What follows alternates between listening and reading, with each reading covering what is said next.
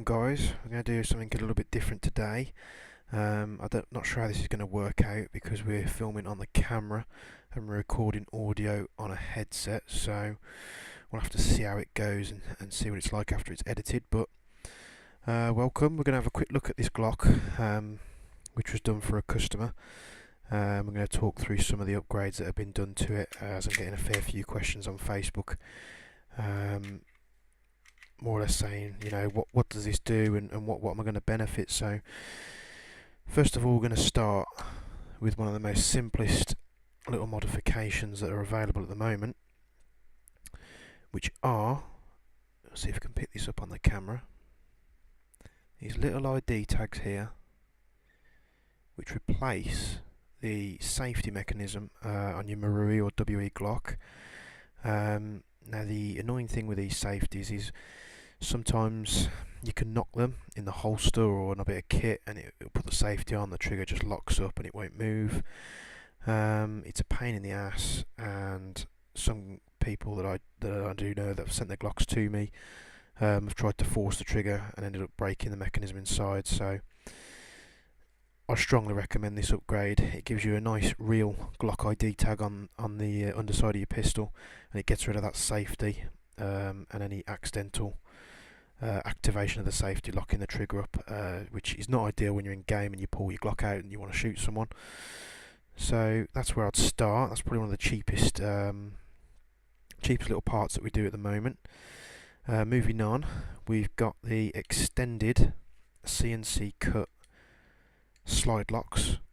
Now, although this doesn't really enhance the performance or change the pistol in any way, they're really nice clean cut, and they're slightly extended on the original, making it a hell of a lot easier to release your slide, take your slide off for maintenance or changing your hop or anything like that. So that's a good bit of kit, and they're really well made. They're not going to break anytime soon. Moving back towards the controls of the pistol, we've got the extended slide release. Now I'm going to try and pick this up on the camera, and we can see here that it's slightly extended over the original. One of my biggest bugbears with a Glock, especially when you're wearing gloves, your magazine runs out, your slide locks back, you insert your fresh magazine, this one being empty, and you're trying to tap down your slide release fairly quick, and these are really flat and they really lie into the body of the Glock, and sometimes pressing them in the heat of the moment is a real pain in the ass. But with the extended slide releases, you have no problem whatsoever. Even with the thickest gloves that I've tried it with, there's no real issue there. So it's just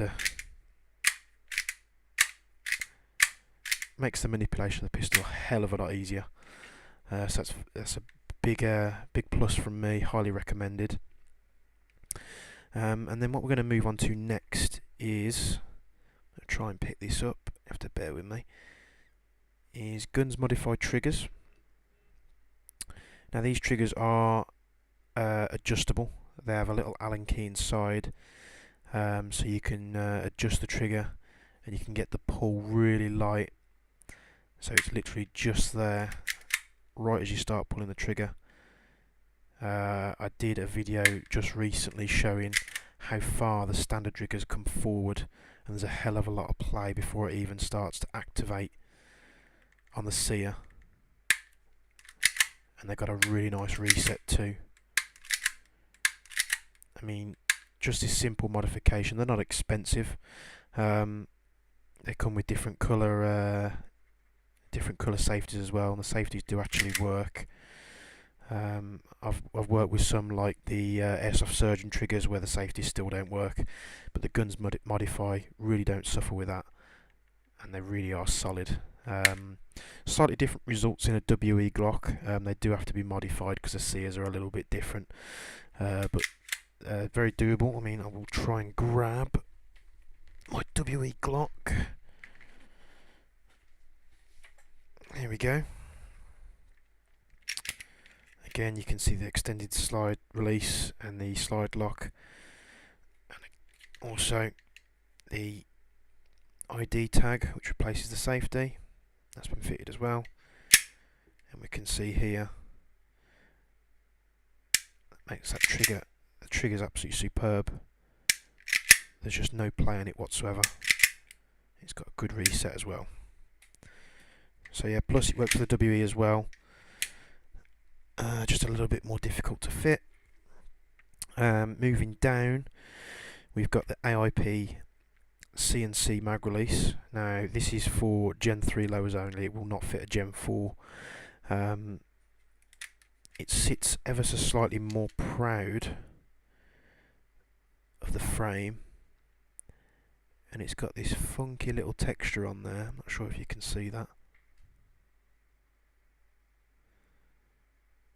Again, press gloves, you're not going to slip off that at all. It's a high quality part, superbly made. AIP makes some good kit as well as GunsModify. That's a big plus for a Gen 3 low, however, just remember it won't fit a Gen 4.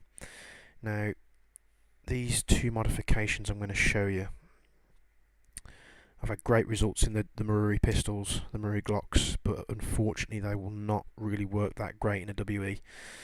The bearing spring guide, absolutely awesome bit of kit. I've been running one in my 18 now for a good few months and I've had no issues with it whatsoever. Just have to make sure you lock tight the two pieces together when you put the spring on. That's a superb bit of kit, very well made. Again, AIP make that part, not expensive.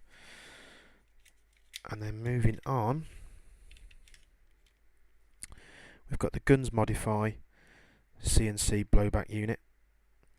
Now, I haven't got some scales to test this, but it's borderline between half and 3/4 of the weight of the original Marui Blowback Unit. Again, this won't fit in a WE. I've tried it. The WE nozzle just won't fit in there without modification. I tried it with one of the Marui nozzles, and I was just getting, you know, some negative results, so I reverted back to the original in the WE. However, in the Marui, it performs absolutely superbly. Absolutely no stoppages whatsoever. A superb bit of kit, excellent manufacturing, and it allows. Let's see if we can pick this up on the camera. There we go. For different backplates. Now, GunsModify make about 20 different style backplates, including plain ones, if you know anybody that can do laser engraving to engrave your own logo on there. And they do a selection of styles as well, with different logos, Glock, anything like that. Different, like anything you can think of that they do. They've got 20 styles at the moment, but I do believe they will do them to order. But if not, you can always buy the blank ones and get them laser etched yourself. Highly recommend JDS off for that. If you have a word with Phil, he can laser engrave that for you. It does top quality work. Let's get this slide put back on there. And yeah, that's all there is at the moment. We've got more stuff on the way, big things coming to FU53. The stippling as always. Big thanks to the guys who support and book the stippling work in. It does take a long time. Some commissions lasting about 10 to 12 hours, depending on what sort of work the customer wants doing, whether they want the grip reworked. I've done a good few M&Ps as well. They've worked out really nice with the Silent Arm slides. Have a look through the videos on the YouTube channel. I will link them in. And yeah, thanks for the support, guys. Keep it up. We've got big things on the way in regards to Silent Arm slides and different parts companies. In talks with Garda. Trying to get the parts as cheap as possible, because there's no point in me just stocking it when other people stock it cheaper. But we'll soon see. Thanks for tuning in, guys. Any more questions on anything that we do here, just feel free to ask and I'll try and help you out. Cheers.